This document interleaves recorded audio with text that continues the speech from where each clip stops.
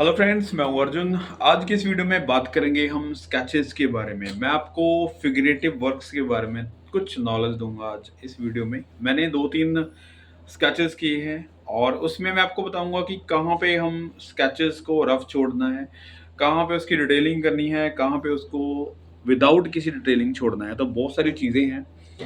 मैं आपको मेनली एक चीज और बताता हूँ। जैसे हम रैपिड स्केचेस की बात करते हैं, रैपिड स्केचेस का पहले ही माइंड में हमें आ जाता है कि हमें इनकम्प्लीट कुछ स्केचेस करने हैं, स्ट्रोक्स करने हैं, उसको छोड़ना है।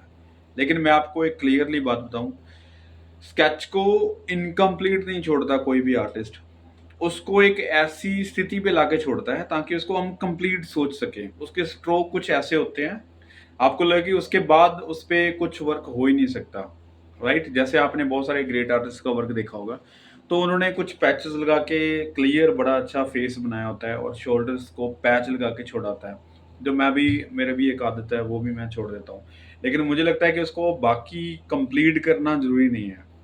एक आदत लगा लो, एक आर्टिस्ट का इंप्रेशन लगा लो, या फिर एक आर्टिस्ट की नज़र से वो एक कंप्लीट पोर्ट्रेट बन जाता है।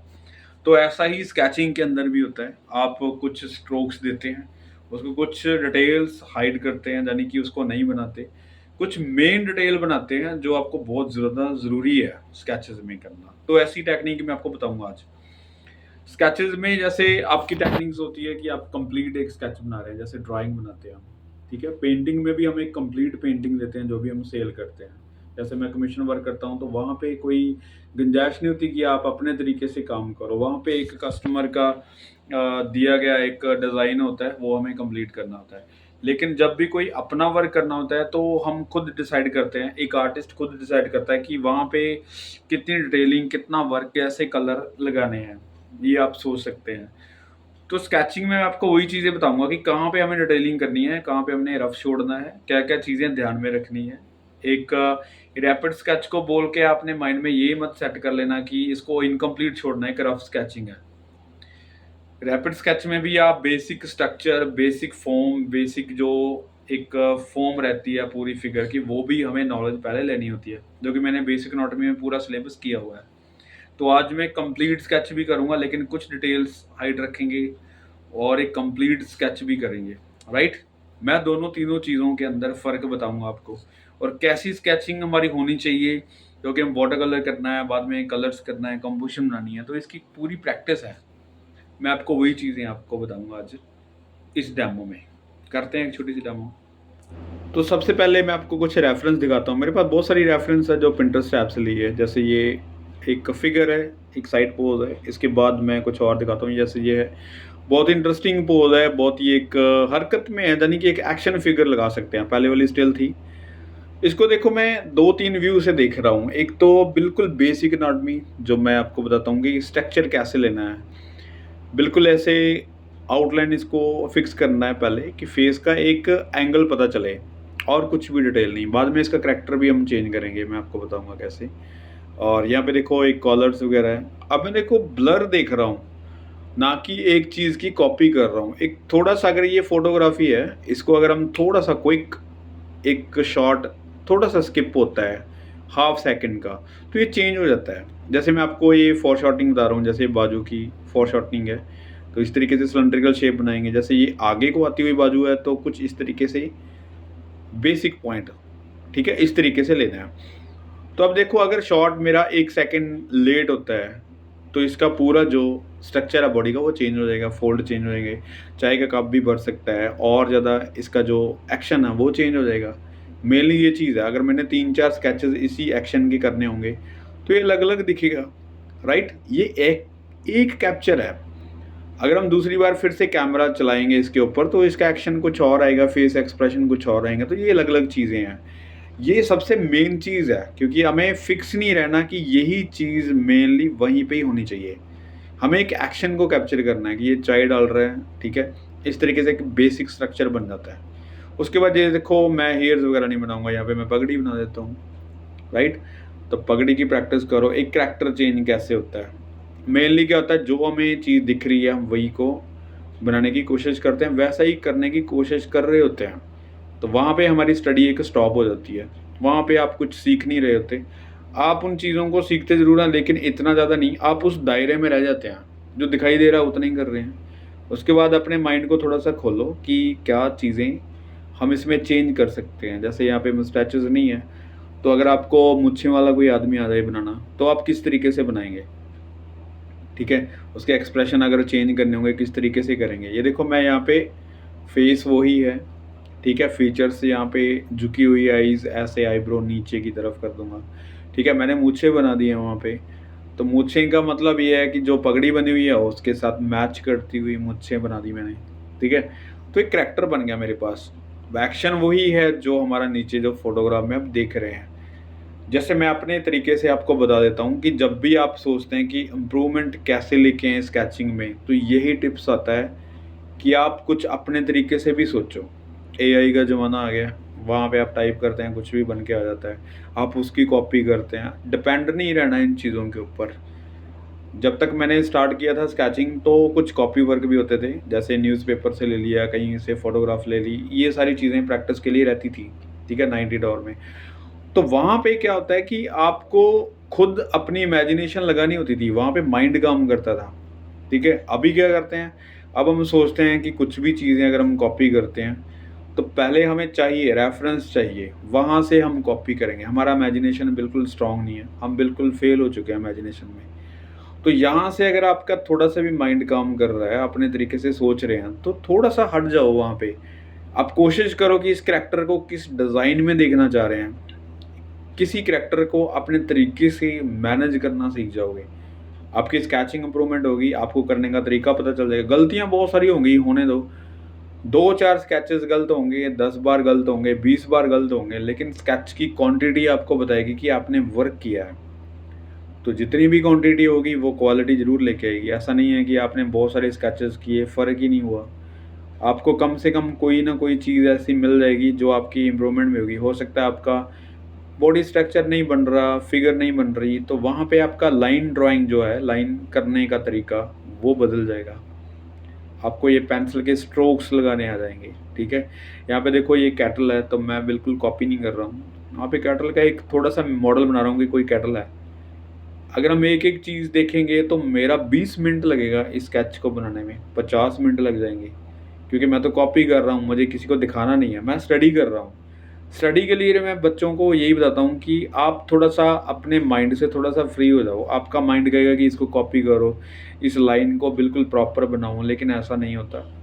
आपको थोड़ा-सा अलग से सोचना होगा, थोड़ा-सा रफ़ली। अब देखो कितनी डिटेल आप तो दिख रही होगी यहाँ पे, लेकिन मैं यहाँ पे कुछ भी डिटेल नहीं किया, रफ़ किया है। अब देखते हैं दूसरा यहाँ पे कुछ एआई फ़ोटो है ये, रियल तो नहीं है, लेकिन एक पोज़ ज़रूर है मिला हुआ हमारे पास।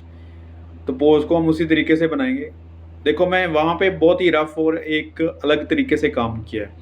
यहाँ पे मैं आपको एक और चीज़ बताऊँ, जैसे हम कंप्लीट स्केच की बात करते हैं, तो पहले बॉडी का स्ट्रक्चर पूरा फुल बनाएँगे। जैसे मैंने बहुत सारी टेक्नीक इसमें भी बताई हुई हैं कि आप पहले फेस ले लो, फेस के अकॉर्डिंग सारी चीज़ें मैनेज हो जाती हैं कि शोल्डर कितना आएगा, हैंड कहाँ पे आ रहा है, लेग्स कहाँ पे आ रही हैं, ठीक है? वो साथ के साथ हम कंप्लीट करते जा रहे होते हैं और मैनेज कर रहे होते हैं।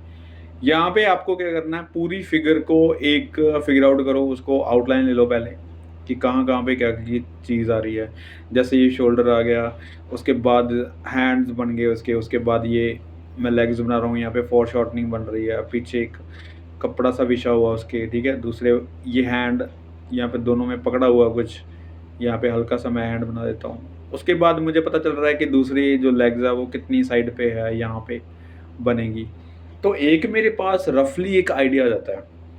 आपको लगता है कि आपकी लेग्स बहुत बड़ी बन गई है फिगर में और इसके शोल्डर ठीक नहीं बने, इसका फेस छोटा या बड़ा हो गया। वो प्रॉब्लम आती है क्योंकि हम फ़ोकस किसी एक चीज़ के ऊपर कर रहे होते हैं। हमें दूसरी चीज़ भूल जाती है कि हम कहाँ पे बनाई थी, क्या चीज़ है। हमें फ़ोकस नहीं रखना वहाँ पे किसी एक चीज़ के ऊपर। पूरी फिगर के ऊपर फ़ोकस रखो ताकि आपको पता चल सके कि हम गलती कहाँ पे कर रहे हैं। यहाँ पे बहुत सारी चीज़ें हैं अराउंड इसके, लेकिन मैं कुछ नहीं बना रहा हूँ, सिर्फ़ फिगर बना रहा हूँ। अब देखो यहाँ पे पगड़ी है, सपोज़ करो मैं पगड़ी किसी और स्टाइल में भी बना सकता हूँ, लेकिन मैं मैनेज कर रहा हूँ कि जो स्केच आपको दिख रहा है वैसा-सा बनाएँगे। लेकिन वो भी एक फ्रीडम में बनाएँगे। मैं एक दायरे में बंद नहीं गया हूँ कि मुझे फिगर मिल गई है, अब मुझे करैक्टर वाइज़ या फिर इसके एक्शन वाइज सारी चीज़ें मुझे सेम टू सेम चाहिए। कुछ भी नहीं है ऐसा करना। यहाँ पे ही हम फँसते हैं, क्योंकि आपको बहुत सारे आर्टिस्ट दिखा रहे होते हैं कि आपका वर्क जो है वो बहुत ज़्यादा फ़र्क में है, आपको करैक्टर नहीं बनाना आ रहा, ऐसा नहीं हो रहा, वैसा नहीं हो रहा। तो वो क्या करते हैं, 3 महीने में, 4 महीने में एक फ़ेस बनाते हैं डिटेलफुल, वो आपको दिखाते रहते हैं, आइज़ बना दी, किसी में नोज़ था, थोड़ा-सा 2-4 ब्रश लगा दिए। लेकिन उनको खुद नहीं पता होता कि उनकी स्किल क्या है, उनके पोर्ट्रेट कैसे बनेंगे। अगर ये पेंसिल दे दी उसको, बोल दिया कि 5 मिनट में ये बनाओ, तो नहीं बनेगा उनसे। क्योंकि वो एक जगह पे फ़ोकस कर रहे होते हैं, ट्रेस करके या फिर ग्रिड मेकिंग करके वो फिगर बना रहे होते हैं, फेस बना रहे होते हैं। उसमें लगे रहते हैं 3-3, 4-4 महीने। लेकिन मैं आपको सिंपल बता रहा हूँ कि प्रैक्टिस करनी है, अपनी स्किल को अच्छा करना है, तो थोड़ा-सा खुल जाओ प्रैक्टिस में। गलतियाँ मत देखो कि कितनी हो रही हैं, गलतियों को होने दो। गलतियाँ होंगी तभी हमारा फ़ोकस होगा कि गलती हुई है। गलती को एक्सेप्ट करो कि कितनी गलतियाँ हुई हैं, उनको धीरे-धीरे निकालो। गलतियों के ऊपर काम करना है। अगर मेरी फ़िगर यहाँ पे सही नहीं बन रही, तो मुझे सैड नहीं होना, नेगेटिव नहीं होना कि मेरी फ़िगर सही नहीं बनी। मुझे एक और फ़िगर बनानी है। वहाँ पे कोशिश करना है कि जो गलती इसमें हुई है, वो दोबारा नहीं करनी, राइट? जैसे छोटे-छोटे फ़ोल्ड हैं, तो मैं कॉपी नहीं कर रहा हूँ कि बिल्कुल फ़ोल्ड वैसे हों। मैं सिर्फ़ इम्प्रेशन दे रहा हूँ कि फ़ोल्ड ऐसे भी हो सकते हैं। आप ऐसे बाजू करेंगे तो आपके फ़ोल्ड बाजू के कुछ और होंगे। मैं कॉपी क्यों कर रहा हूँ कि वैसे ही फ़ोल्ड होंगे। हर बार वैसे ही होंगे, ऐसा कुछ नहीं होता। आपको चीज़ें चेंज करनी होगी, थोड़ा-सा माइंडसेट आपका अलग तरीके से करना होगा, ताकि आप सोच सको, थोड़ा-सा रेफ़रेंस से निकल के अलग एक दुनिया है, जहाँ पे हम इमेजिनेशन काम करते हैं। जैसे मूवीज़ वग़ैरह आती हैं, इमेजिनेशन से कैरेक्टर्स बनाते हैं। वो हमें लगता है कि हमें ऐसा पहले कभी देखा नहीं। वो तभी होता है जब वो रेफ़रेंस से निकल के बाहर कुछ सोच पाते हैं। हमने ड्रैगन कभी देखे तो नहीं है, लेकिन ड्रैगन्स किसी ने इमेजिन किया होगा। स्ट्रक्चर्स मिले हैं उनके, हड्डियाँ मिली हैं, स्कल मिले हैं, ठीक है? उसको इमेजिन किया होगा कि ऐसा टेक्सचर होगा, ऐसा कुछ, मतलब सोच पाए हैं वो इस चीज़ को आगे। तो ऐसे ही हमें भी सोचना है।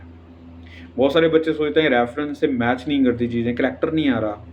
करैक्टर आएगा, बहुत अच्छे से आएगा, लेकिन उसके ऊपर वर्क करना ज़रूरी है। उसको और ज़्यादा खुल के स्टडी करना ज़रूरी है। ये देखो, अभी यहाँ पे कुछ पड़ा हुआ है उसके सामने, एक बम टाइप कुछ रखा हुआ है। पीछे भी एक पटाखा सा बड़ा सारा रखा हुआ है, लेकिन मैं उसको ड्रॉ नहीं कर रहा हूँ। लेकिन कुछ ऐसा ही है, दिवाली का सामान वगैरह लग रहा है। तो उसको मत देखो कि क्या-क्या चीज़ें हैं। ये देखो, बिल्कुल सिंपल सा मैंने स्केच बनाया, लेकिन एक आदमी है बैठा हुआ, स्टेबल है। इसके अराउंड जो भी चीज़ें हैं मैंने स्किप कर दी हैं। इसके नीचे और ज़्यादा बड़ा एक बिछा दिया है, जगह बना दी है इसकी। लेकिन इसको अच्छे से मैनेज किया। ये अभी आप सब्ज़ी मंडी कहीं पे भी आप फ़िक्स कर सकते हैं। कुछ और रेफ़रेंस देखते हैं, थोड़ा-सा मैं डिटेल में बताता हूँ। जैसे ये एक सीन है बहुत अच्छा, मेरे पास सामने रेफ़रेंस आ गई रैंडमली। ये एक फ़िगर है जो खड़ी हुई है, अभी इसको स्टैंडिंग फ़िगर में बनाना है। अब मैं थोड़ा-सा आपको हाई लेवल बताता हूँ, किस तरीके से हम हाई स्केचिंग में जाते हैं। पहले वाला बिल्कुल रफ़ था, करैक्टर भी चेंज किया, कम वर्क किया, रेफ़रेंस को भी कम देखा। एक बिल्कुल बेसिक जो एक स्ट्रक्चर होता है एक फ़िगर का, वो लिया था। यहाँ पे जो पीछे अभी स्केच किया है, उसको हमने थोड़ा-सा मैनेज किया कि इसको कंप्लीट कैसे करना है। अब यहाँ पे मैं आपको बताता हूँ कि थोड़ी-थोड़ी चीज़ें उसमें और ज़्यादा क्या ऐड कर सकते हैं। जैसे आपको फ़िगर दिखी, एंगल दिखा फ़ेस का कि दूसरी वाली साइड फ़ेस है और इसको इस तरीके से बना रहे हैं, ठीक है? उसके बाद ये देखो टॉर्सो है, टॉर्सो का एक एंगल बैक साइड से है। बहुत सारे हमने फ्रंट से बनाए होंगे, बहुत सारे और भी एंगल बनाए होंगे। यहाँ पे मुझे इंटरेस्टिंग लगा यही पोज़, क्योंकि स्टैंडिंग है, बाकी सारे स्टिल थे। अब देखो, पगड़ी को हल्का-सा मैनेज किया, फेस का स्ट्रक्चर दूसरी वाली साइड है, उसको घुमाया, एंगल बनाया उसका। यहाँ पे हर एक चीज़ को हम थोड़ा-सा सोच के चल रहे हैं। ये वाला बाजू यहाँ तक, ये शोल्डर बैक साइड, ठीक है? उसके बाद ये बाजू थोड़ी-सी बैक जा रही है। थोड़े-से मैं आपको फ़ोल्ड भी बताऊँगा कैसे बनाने हैं। तो पहले इसको मैनेज करना है। देखो, ये स्टेप ज़रूरी है, आपको इसी वे में काम करना है अगर करना है तो। पहले अगर आप कर रहे हैं तो फेस बनाओ, बाद में आप गिन-गिन के करते हैं। एक चीज़ और है, आपको कभी भी ये नहीं सोचना कि बॉडी कितने फेसेस की होती है, बाजू कितने फेसेस की होती है। ये एक थ्योरी है, क्योंकि हम लोग एक ही साइज़ के नहीं हैं इस दुनिया में, एक ही करैक्टर नहीं है इस दुनिया में, राइट? फेस का स्ट्रक्चर, टेक्सचर, कलर सब कुछ अलग है। वैसे ही बॉडी पार्ट्स बड़े हाइट वाले, छोटे हाइट वाले, मिडिल हाइट वाले बहुत सारे लोग हैं। तो आप किस किस को गिन के बना रहे हो, बहुत सारी चीज़ें अलग हो जाती हैं। यहाँ पे देखो एक सीधी सी स्ट्रेट फिगर है, उसका जो भी हाइट हम बड़ा या छोटा कर सकते हैं, लेकिन उसके अकॉर्डिंग हम थोड़ा सा मैनेज कर रहे हैं कि वो चीज़ थोड़ी सी दिखे और हमें अच्छे से एक कंप्लीट स्केच हमारे पास हो। जैसे हमने पहले थोड़ा सा रफ किया था, बाद में उसको थोड़ा सा कंप्लीट किया रेंडरिंग में, हैचिंग स्टाइल में थोड़ी सी शेडिंग की, इसमें मैं थोड़ा सा वर्क कर रहा हूँ। फिर भी ये 4-5 मिनट का स्केच होगा। जैसे ये बाजू है, इसके ऊपर थोड़ी सी शेड है।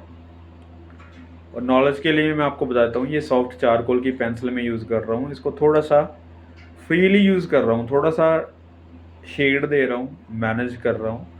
अब यहाँ पे देखो कुछ फोल्ड है, बड़े बड़े फोल्ड हैं, बोल्ड फोल्ड है, तो उसको ऐसे दिखाओ। कपड़ा फील देगा कि ये कपड़ा ही है। सपोज करो मैं किसी पेंटिंग में ये कपड़े बना रहा हूँ, तो मुझे कलर से बनाने हैं, लेकिन कलर्स और टेक्सचर बताएगा आपको कि ये कपड़े का कलर है, और ये टेक्सचर जो है वो कपड़े की फील देगा। अगर आप बहुत ही ज़्यादा मिक्स करके या फिर किसी भी तरीके से हार्ड कोई बना देते हैं, तो वो स्टोन इफेक्ट देता है। आप सभी वर्क करते हैं, आपको हार्डनेस एंड सॉफ्टनेस के बारे में पता होगा, क्योंकि आर्टिस्ट फ्रेंड ही है यहाँ पे मेरे चैनल पे।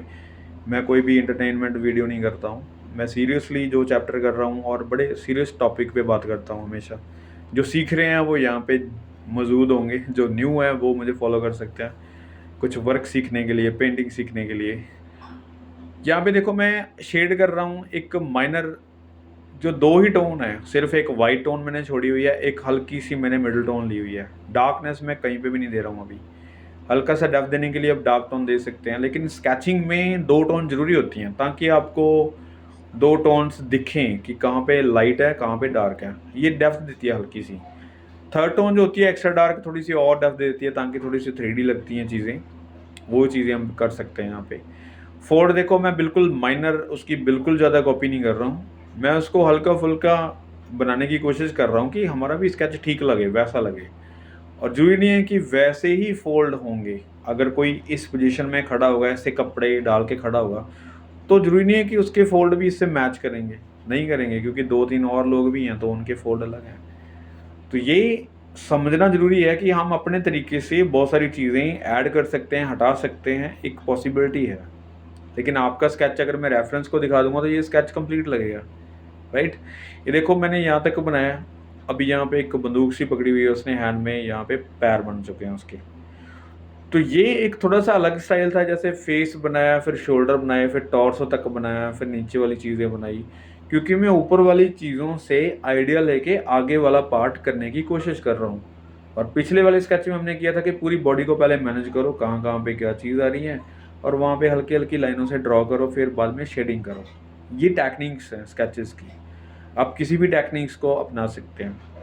यहाँ पे देखो कुछ फोल्ड्स हैं, तो डार्क लग रहा है, क्योंकि जो थोड़ी सी डेप्थ में चीज़ें वहाँ पे आपको डार्क टोन देनी है। बाकी जो हल्की सी लाइट टोन है वहाँ पे आपको लाइट रखना है। और हाईलाइट पे आप बिल्कुल पेपर छोड़ सकते हैं, शीट छोड़ सकते हैं, राइट। तो ये 2-3 शेड जो होती हैं ये स्केचेस के लिए ज़रूरी होती हैं। जैसे ये मैं पैर बना रहा हूँ, तो यहाँ पे पैर का एंगल। अब मैं बात करता हूँ, थोड़ी सी आपको समझाने की कोशिश करता हूँ कि जैसे फेस बनाया, हैंड बनाए, मैं आपको स्केचेस के बारे में बता रहा हूँ कि मेरे माइंड में क्या क्या चीज़ें चलती हैं, क्या क्या मैं अपने तरीके से फोर्स करता हूँ अपने आप को, और कैसे स्केच बनता है, ये ज़रूरी है। आपको फेसेस के एंगल, टॉर्सो के एंगल, लेग्स, हैंड्स, और ये सारी चीज़ें आपको अलग अलग से करनी है। जैसे आप आईज़ की स्टडी करो, फिर नोज़ की करो, लिप्स की करो, फेस का स्ट्रक्चर बनाओ अलग अलग तरीके से। ये सारी जो बेसिक स्टडी है वो मैंने काफ़ी सिलेबस डाले हैं यूट्यूब के चैनल के ऊपर, आप देख सकते हैं बेसिक एनाटॉमी, वहाँ से आपको पता चलेगा कि कैसे हमने फिगर बनानी है। उसके बाद हम ऐसे करैक्टर्स पे आते हैं, ऐसे स्केचेस पे आते हैं, ताकि ये सारी चीज़ें मैनेज हो, ठीक है। तो ये देखो अभी यहाँ पे एक बंदूक सी उसने पकड़ी हुई है, ऐसे बना देते हैं, हल्का सा मैं इंप्रेशन दे देता हूँ। तो ये देखो ये टेक्निक थोड़ी सी आपको अलग लगेगी, क्योंकि जितने भी मैंने 2-3 स्केच किए हैं, अलग अलग तरीका है करने का, अलग अलग नॉलेज है। आप किस चीज़ को सीरियसली अच्छे से बनाना चाहते हैं वो आपका तरीका है, आपकी नॉलेज है, राइट। तो ये मेरी तरफ से थोड़ी सी नॉलेज थी, थोड़े से स्केचेस थे जो मैं आपको डेमो दे रहा हूँ। कुछ ऐसे सोचेंगे तो इम्प्रूवमेंट ज़रूर आएगी वर्क में। तो उम्मीद करता हूँ इस वीडियो से काफ़ी सारी चीज़ें आपको क्लियर हुई होंगी स्केचिंग के बारे में, और नेक्स्ट वीडियो के लिए मुझे आप फॉलो कर सकते हैं। मिलते हैं नेक्स्ट वीडियो में। Thank you so much for watching this video.